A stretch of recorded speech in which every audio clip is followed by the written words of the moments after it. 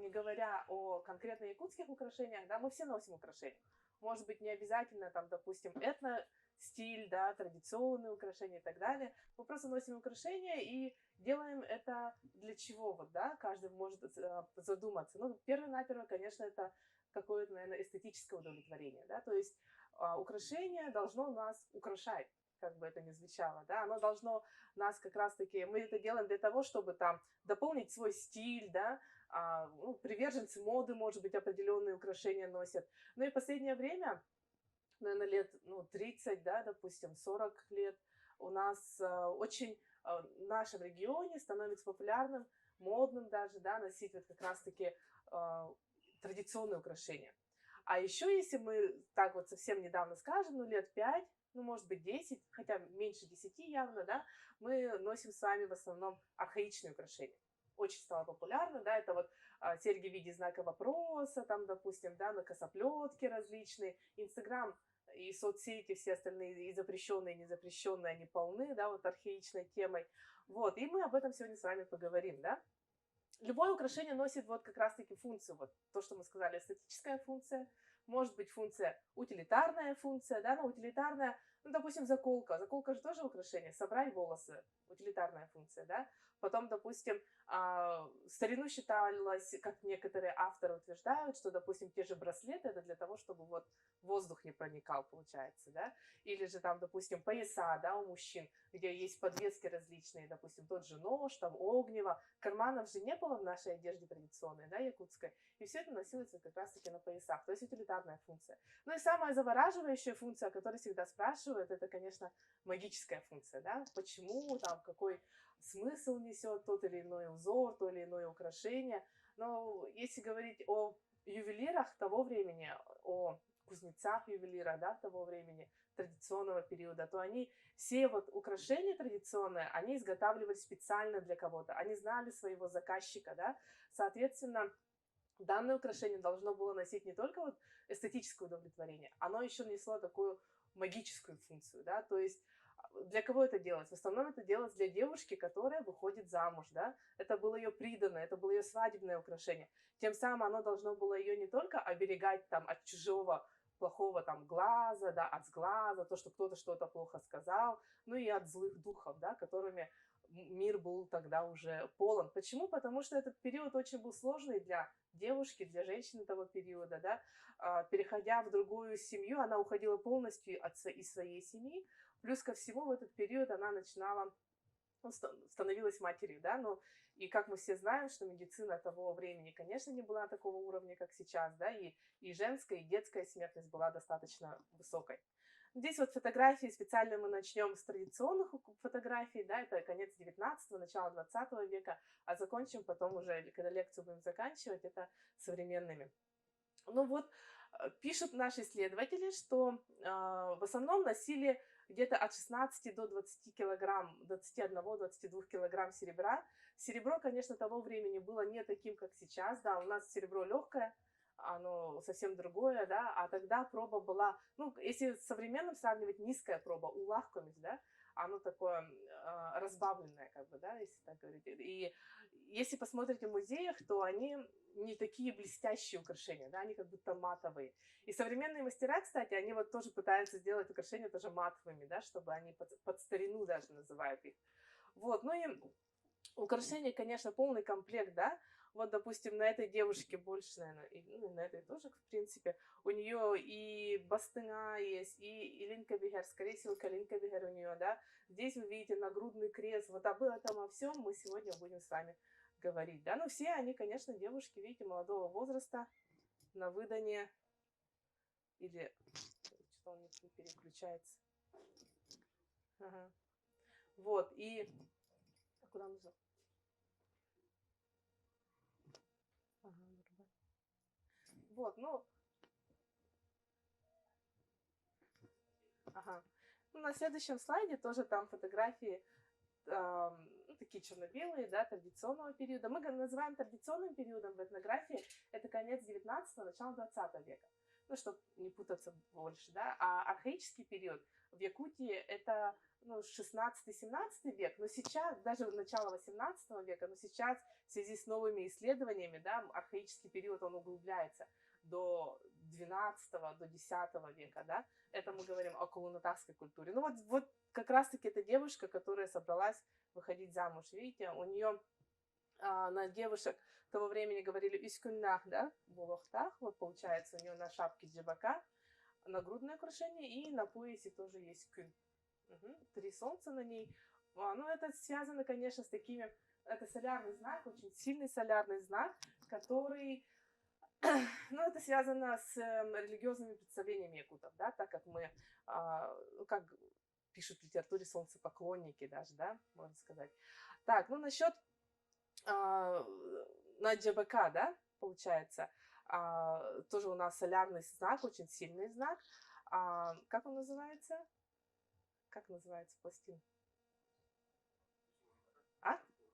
Тухахта, да, Тухахта. И ол Тухахтаны Вулана, очень много есть в ней различные такие, знаете, мифы, да. Допустим, один из самых популярных, что когда оспа была, она была здесь очень сильная в Якутии, да, вот в 18 веке. В общем, оспа пришла в один из родов и увидела себя, а она такая, знаете, рыжая женщина, страшная рыжая женщина описывает, да. Ну, почему рыжая, наверное, понятно, да, то есть она пришлая женщина.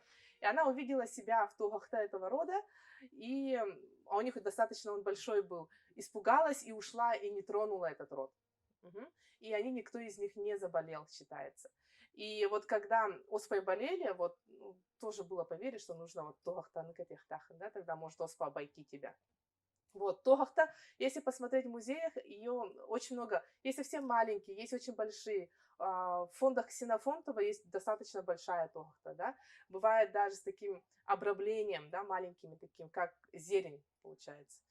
Так, ну здесь вот тоже вот попыталась я полный комплект показать то, чем должна была обладать, да, женщина с серебряными украшениями. Ну и перейдем непосредственно к самим украшениям. Ну вот если архаичным периодом говорить, то это Торах и Тарга, да? Торах и Тарга – это серьги в виде знака вопроса. Их на самом деле очень много. В долгое время особо их не изучали, потому что, ну, конечно, они отличаются от тех украшений, к которым мы привыкли сейчас, которые мы считаем якутскими, да. Они простые, форма у них, в принципе, не такая уж и сложная, да. Украшаются лишь бусинами, или это могут быть костяные бусины, да. Видите, здесь также вместо пластинок, например, здесь железные пластинки, а тут, видимо, железные, может быть, или белые пластинки не хватило, и маленькими бусинками украсили, да. Достаточно популярные такого плана тоже Торах и Тарга, да, то есть в основном идет такая очередность: белый, черный, белый, черный, белый, синий, или чисто белый, чисто черный есть, и синие цвета тоже, да, я сказала, присутствуют. Ну вот, самая древняя эта фотография, вот она, это серьга из поселения Уганя, это Усалданский улус, да, но она датируется, сначала она датировалась позже, да, 14-м, потом вот сейчас 12 век говорят. Это вот одна из самых первых серег, найденная на территории Якутии, получается, да, Анатолием Игнатьевичем Гоголевым была найдена. И тут, посмотрите, посередине только идет одна бусина другого цвета. Угу. Вот, и она нефритовая, кстати, а все остальное вот просто бусины. Остальные Торах и Тарга — это представлены как раз серьги других народов.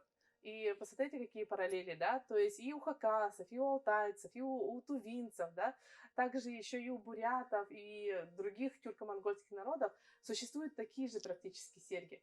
Но это связано с тому, что такие серьги, они были распространены вообще по всей территории Евразии. И их история уходит еще во времена первых кочевников, да. Допустим, вот у хакасов очень интересно, серьга, она украшена кораллом, и она очень такая тяжелая. Из-за этого в ушах не носят, а носят как височное украшение, да? Получается, здесь к косичкам приплетают это украшение. Ну вот, ну несмотря на все это, якутские серьги тоже достаточно тяжелые, да, но вот коралл, кстати, он у них очень сильно ценился, и вот за одну коралловую бусину, и как и у хакасов, так и у бурятов, например, они могли отдать целого быка. То есть представьте, сколько стоит, да, допустим, такие серьги. Вот. Украшали также различными вот пухом, монетками, но это в наших украшениях также присутствует, например, вот те же монеты, да, вот, ну, это тоже очень сильный солярный знак. Торах и тарга — это самые интересные, наверное, варианты. Носили не только женщины, носили, кстати, по несколько штук, но в якутоведении нет конкретного, знаете, информации, почему там сколько штук нужно было носить в каком ухе, например, да. Допустим, у народов Амура у них четко есть там, у тебя 3 серьги, значит, у тебя там ты замужем была, не была, там и так далее, да. А вот тут, допустим, у нас такого, ну, может быть, было, но данных не сохранилось. Вот эта серьга мальчика, подростка, она была найдена в могильнике Ад-Дабан, это в Хангаласском Улусе, очень известный могильник. Многие наши студенты там работали, да. И посмотрите, у нее совсем другая бусина, она такая полая и вытянутая. Почему она сломана? Она была специально сломана. Это вещь умерщвлена, чтобы в том мире это украшение тоже ему служило, получается. Но кроме вот этого украшения, там еще была очень интересная гривна. И а, ну, там вообще очень могильник интересен. Например, там у этого же мальчика в ногах стоял сосуд, сосуд, и в нем был пепел. А пепел, прах даже, да, нужно говорить, от человека.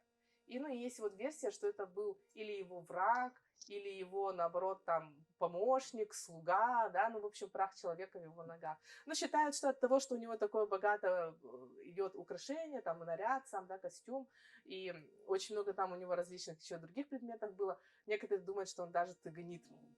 А вот захоронение Атласовская 2, это совсем рядом тут, на дачах, да, получается, было найдено достаточно недавно, и там была девушка найдена. Но здесь, может быть, она была, знаете, невестой, может, она приехала сюда, потому что весь костюм у нее тоже был такой специфический, совсем не такой, как у всех остальных, как бы, да, сказать можно.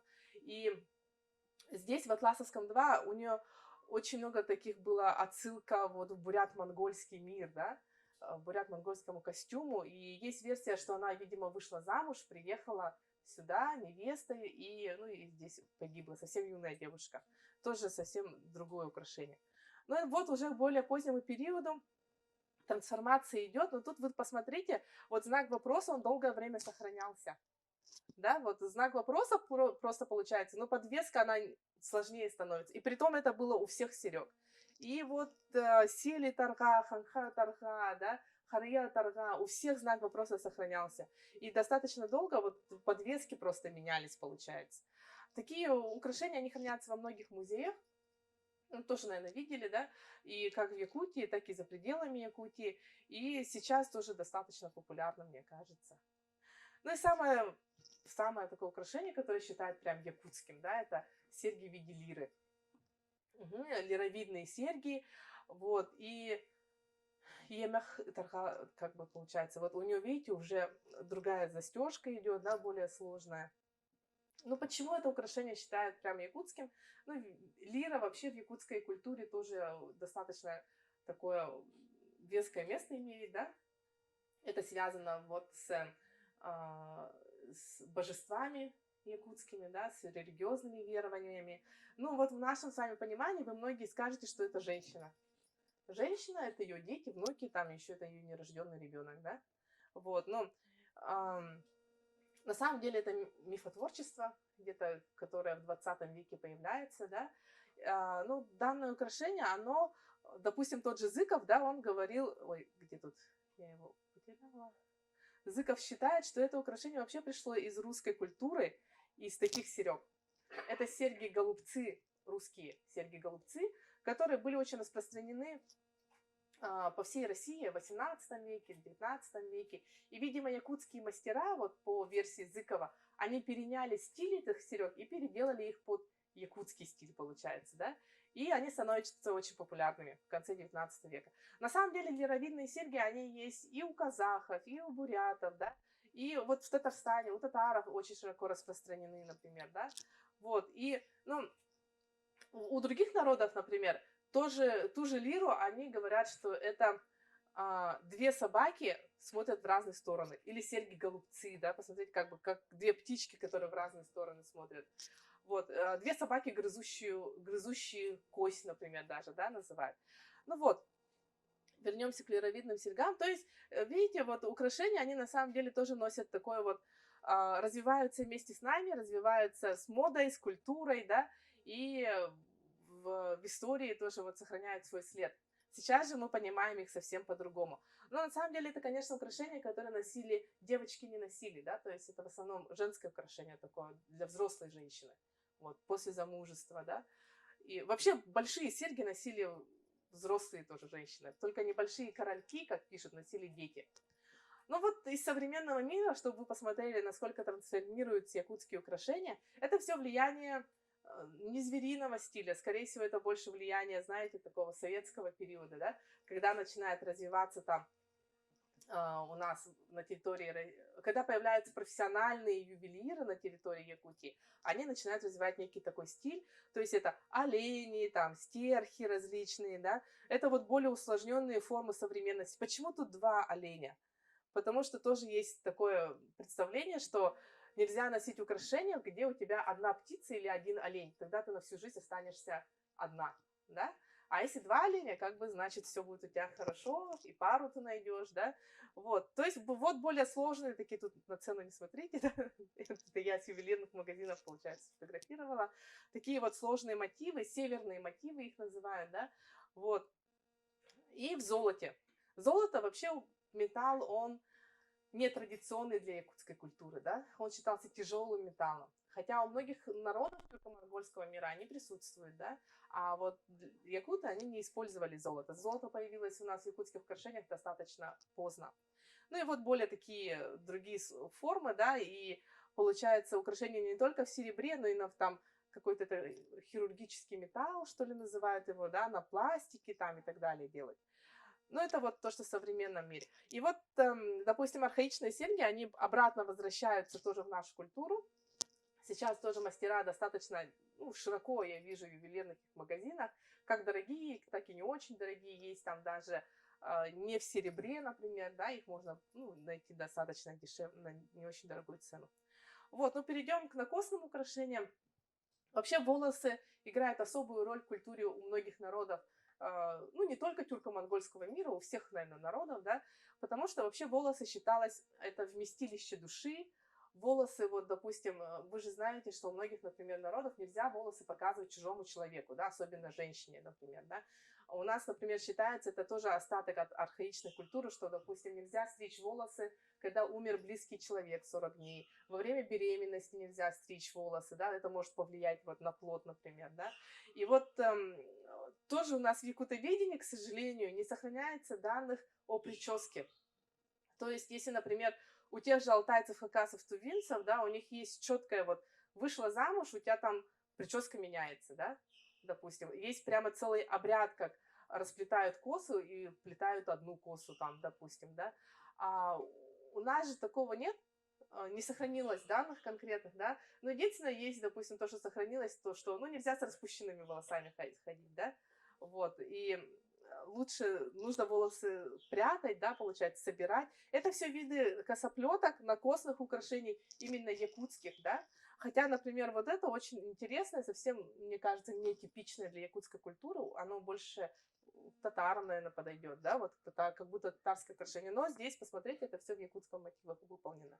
Вот, ну да, самые простые это были вот типа такого, просто бусинки, получается, вплетались в косу. Почему косоплетка? Потому что она вплетается в косу. А накосник, он как заколочка идет, получается, да.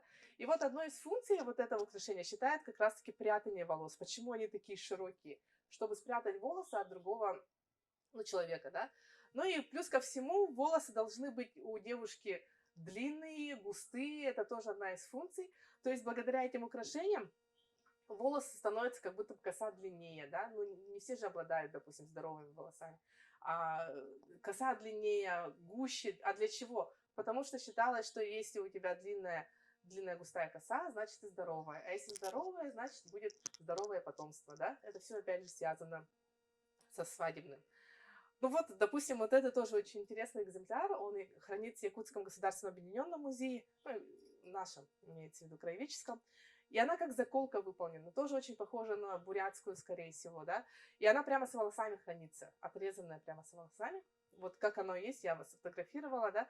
Почему? Потому что, ну, тоже это по версии, Потому что считается, что в некоторых захоронениях специально отрезали косу. Если девушка молодая, специально косу отрезали. Почему? Это опять связано с представлениями о волосах, потому что волосы вот, ну, ей больше не нужны. Она же не будет там рожать, там, допустим, да, на том свете. Из-за этого ей отрезали косу. И, вероятно, это не археологи ей отрезали косу, это просто украшение так и хранилось с волосами прямо. Вот. Ну, это современная, это, кстати, реконструкция косоплетки, да, нашими якутскими мастерами. Полностью реконструкция идет. И, ну, она, кстати, неплохо продается, тоже говорят, хотя стоит достаточно дорого. Но это вот реконструкция архаического украшения, оно хранится даже за пределами нашей республики. Вот, одно из самых тоже интересных украшений – это бастыня. В нынешнем мире бастыня у нас металлические, мы об этом чуть позже скажем. Вот это, например, украшение, это из Краеведческого музея Мегино-Кангаласского уса, да, в село Майя хранится. Было из захоронения Амбардах. Там, в общем, девочка 6-7 лет, но украшение с нее было снято, она не в нем похоронена, да, украшение с нее снято, и считает, Константинов, значит, написал, что, вероятно, она была уже посватана, из-за этого у нее было вот как раз-таки бастыня при ней, но она замуж не вышла, из-за этого на нее не одели, в общем, не надели, вот, из-за этого она отдельно лежит. Кыс терпит, мне кажется, это захоронение.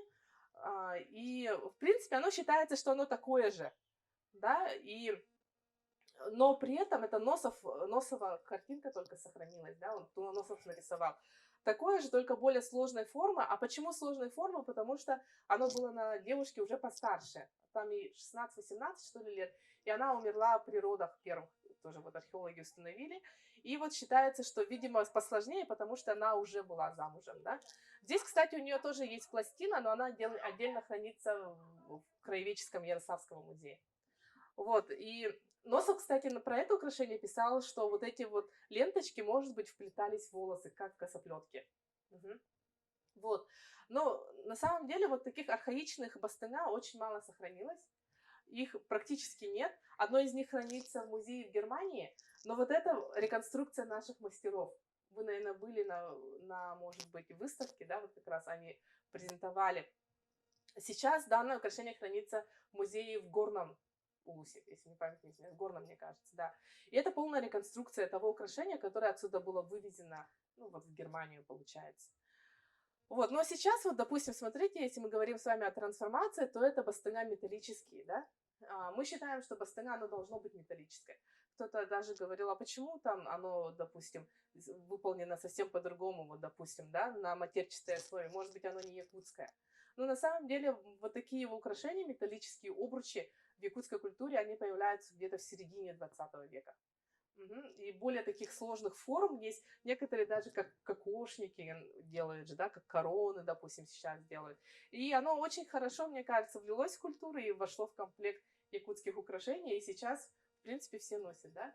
Ну вот насчет того, что когда нужно было носить это украшение, исследователи прямо утверждают, что это украшение, как и писал и Носов, Константинов, да, Гоголев, они говорят, что это украшение девушки на выдане.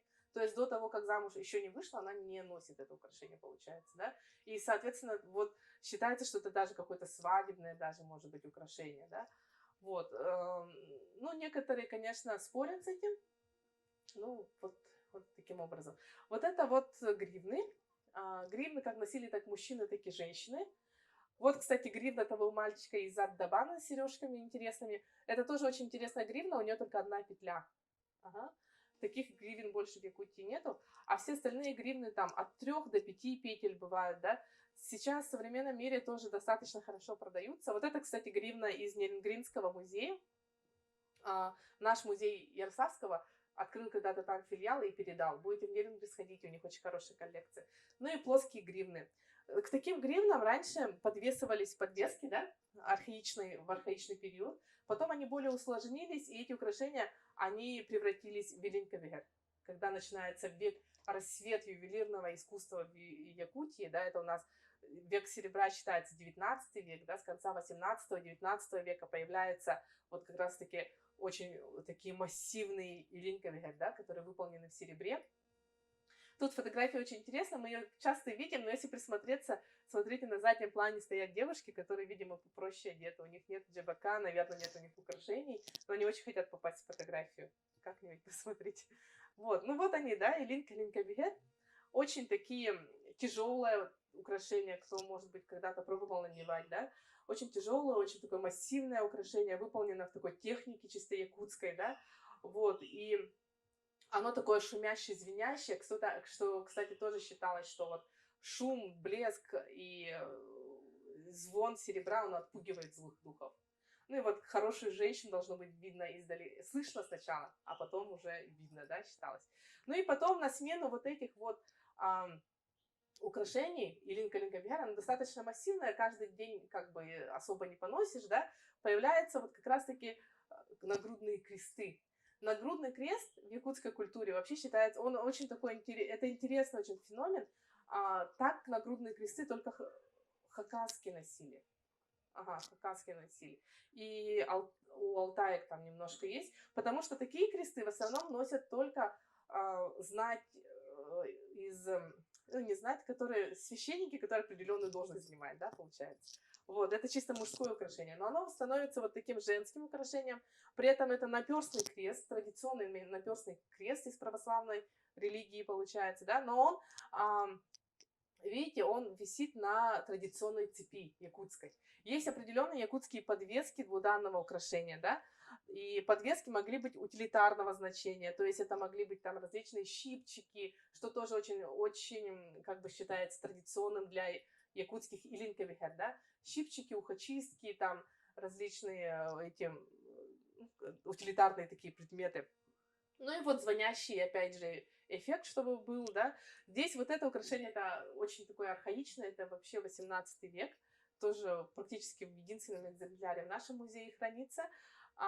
И большинство, вот, допустим, это, нет, вот это и вот это точно, они из частных коллекций. То есть из коллекции, ну, людей, да, потому что у многих семьях эти кресты сохранились. Сохранились как некая реликвия, можно сказать. Может быть, не в лучшей форме, допустим, вот, без подвесок, да, но они сохранились. И в многих семьях рассказывали, что серебро сдавали, но кресты оставались в семье, то или иное кресты оставляли, потому что это связь с Богом, связь со своими предками, там, да. Ну вот, допустим, у есейских якутов было интересно, что крест, такое украшение носят, но без креста. А крест, оказывается, был похоронен ну, с их бабушкой. Почему? Потому что, ну, это же ее крест, говорят. Она, чтобы была близка к Богу, с крестом ее похоронили. А украшение носит как нагрудное украшение, но без креста, например, да. Вот. Дальше бежим. Это уже у нас идут пояса. Ага, пояса тоже очень много различных поясов. И сейчас многие спрашивают, это мужской пояс или женский пояс, например, да? Широкие пояса, они в основном женские пояса. Вот это все женские пояса. Угу. Поверх шубы надевали такой пояс.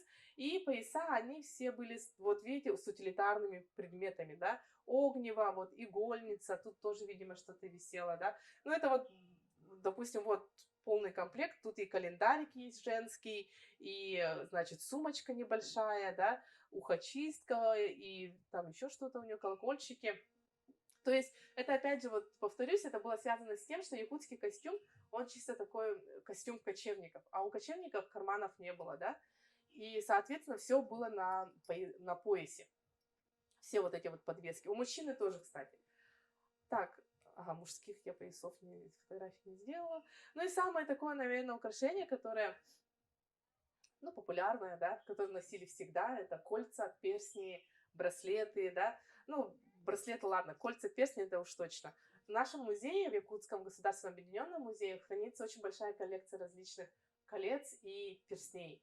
И посмотрите, вот якутские перстни некоторые, очень интересно, они не сомкнутые. То есть, в принципе, допустим, размер человека может меняться, но кольцо будет всегда при нем, да, получается. Он может стать, там, ну, рука может стать больше, меньше от всяких различных условий. Также они были выполнены как в серебре, так и, например, в меди, да. И вот здесь вот тоже работники, например, музея утверждают, что вот это вот, ну, как ямочка есть там, да, что, может быть, даже там инкрустировано камнем было, говорят, да, может быть. Вот. А браслеты, они все парные. Якутские браслеты, бёрох, да, называются. Это тоже из Нейрунгринского музея. И браслеты тоже могли быть не сомкнутые, или же специальным таким шарниром, застежкой. А поодиночке браслеты носили не такие широкие. Если, например, тонкий браслет, он мог быть один. А вот широкие браслеты, они все парные браслеты на 2 руки, да. Вот, ну, о кольцах тоже пишут, что вот, допустим, в основном кольца оставались в комплекте украшений у женщин уже в возрасте, да, которые не носили там косоплеток, там больших серег. То есть, например, вот исследователи утверждают, что женщины уже, которые достигли определенного возраста, носят только кольца и небольшие серьги в ушах, например, да. Вот. И, например, у тюрко-монгольских народов считалось, что нельзя готовить, ну, месить тесто без колец, например, да. Также, например, у алтайцев, то ли у тувинцев было, что алтайцев, мне кажется, допустим, если корова заболела, ну или там кто у них, бараны там заболели, да, через кольцо пускали молоко ее, тогда как бы она должна выздороветь, да. Но опять же тут какой-то вот смысл, магический смысл есть. Вообще вот в якутской культуре считается, что должно быть все закрыто от, ну, от глаза, от дурных духов, да, которые могут войти. То есть почему мы носим кольца? Потому что через все наши окончания может выйти наша душа, например, да, допустим, кутун через ухо может выйти, когда ты спишь в виде небольшой блохи, например, да, говорят, вот. И чтобы это все закрыть, вот носим мы серьги, браслеты, перстни, да, получается, кольца. Ну и вот, чтобы замкнуть полностью руку, нужно надевать браслет. Где-то я такое читала. Вот, ну и вот современный мир, он полон различных вариантов украшений, да. Здесь нужно четко распределять, какие украшения мы считаем традиционными, какие украшения мы считаем, ну, в этностиле, да, и утверждать, что это чисто якутские, например, украшения мы не можем, потому что здесь они выполнены совершенно другой технике, да, совершенно другом конструкция, да, конструктивные функции, признаки совершенно другие. То есть той же эмаль, конечно, например, была, да, в музеях существуют некоторые украшения, где используется эмаль, но не в таком направлении.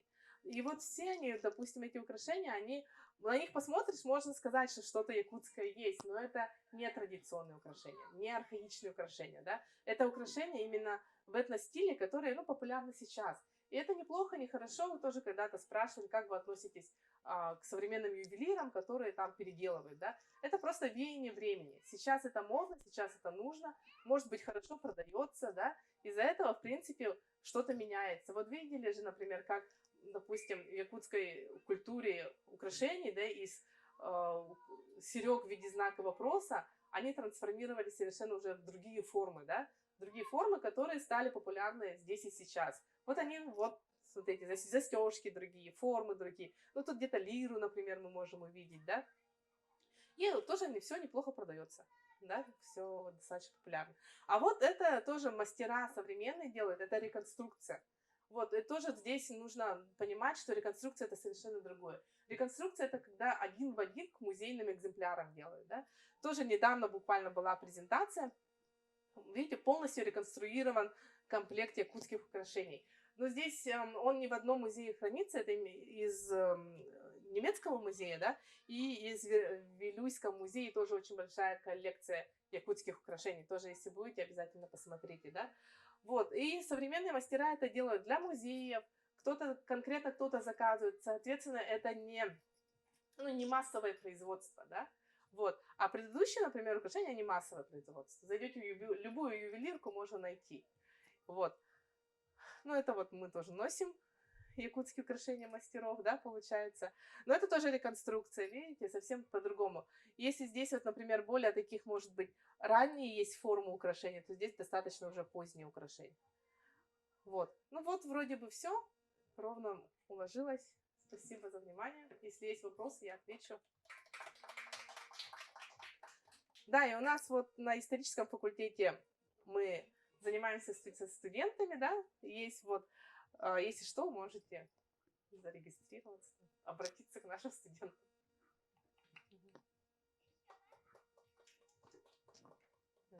Спасибо, Катерина Максимовна, за проведенную вами лекцию. Давайте сейчас перейдем к вопросам. У кого может образовался вопрос?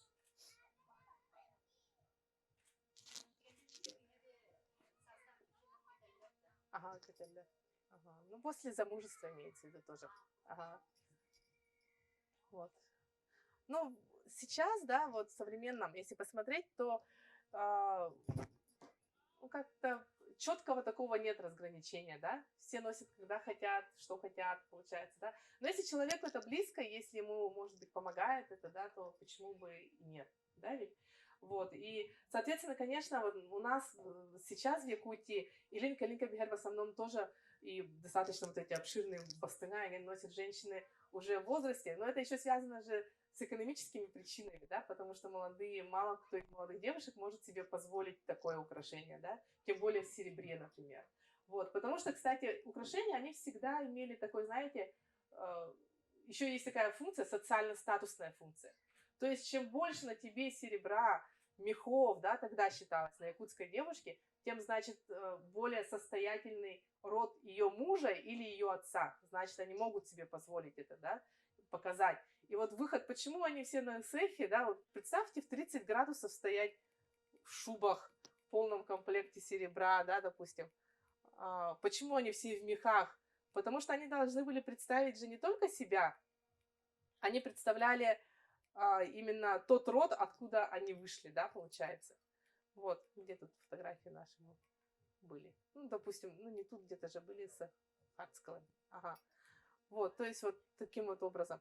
То есть вот здесь вот девушки, они должны были это делать. И вот, допустим, даже есть легенда, одна девушка, невеста, она замуж вышла бедная и уехала в другой род. Ее посадили в Урасу, это было летом, и ей нельзя раздеваться самой, потому что если ты сама разденешься, у тебя жизнь будет несчастная, да. Ее вот эта Хамначеткыс, получается, да, она убежала там и забыла про нее.